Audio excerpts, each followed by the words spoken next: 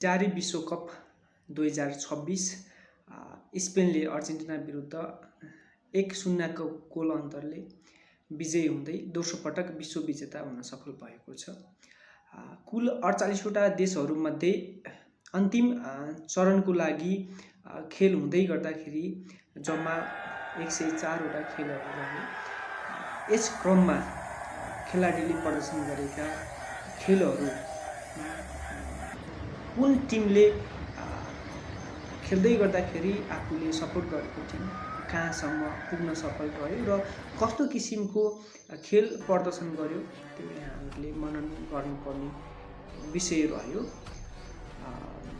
खेल जितेर मात्र एउटा जुन किसिमको सफलता प्राप्त सायदै हुँदैन। इतिहास हेर्ने हो भने खेल हेर्नकै लागि एउटा देशमा भएको गृहयुद्ध केही समयलाई रोकिएको इतिहास पनि छ।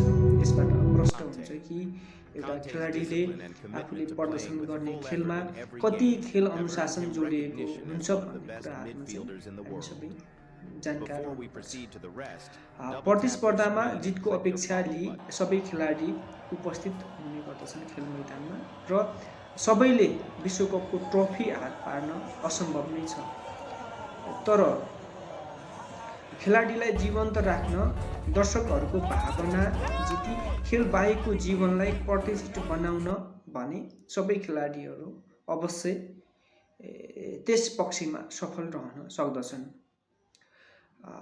कतिपय खेलाडीहरू खेल जीवनमा सफलताको उचाइ भन्दा पनि असफलताको गहिराई बढी हुने गर्दछ। ठानी जस्तै पुरानो क्षमता पुरानो सफलतालाई हामीले भोलि वर्तमान अवस्थामा पनि त्यतिकै लेभलमा कुनै पनि खेलाडीलाई सोच्नु हाम्रो एउटा भ्रम हो है। त्यो किसिमको सोचले उले प्राप्त गरेको विगतको सफलताको अपमान जस्तो लाग्दछ मलाई।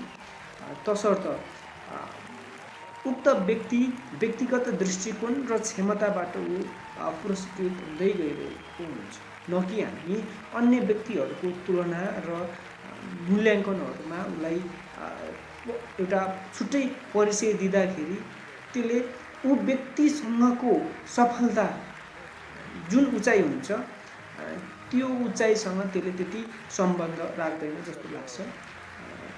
त्यसैले खेल केवल मनोरञ्जनको साधन मात्र नरही यो एउटा एकता, आत्मीयता, सद्भाव र एउटा मानवीय एउटा पृथक गुणलाई प्रस्फुटन गर्ने एउटा त्यस्तो शक्तिको रूपमा फुटबललाई लिन सकिन्छ। जहाँसम्म समग्रमा फिफा वर्ल्ड कप 2026 समापनसँगै समग्र दर्शक खेलाडीले मनन गरेको विषय जुन किसिमको सद्भाव एकता खेलाडीहरू बीच खेल सम्पन्न भए पश्चात ग्राउन्ड बाहिरको जुन किसिमको आत्मीयता त्यो चाहिँ कमै पाइएको महसुस भएको छ। हस्त।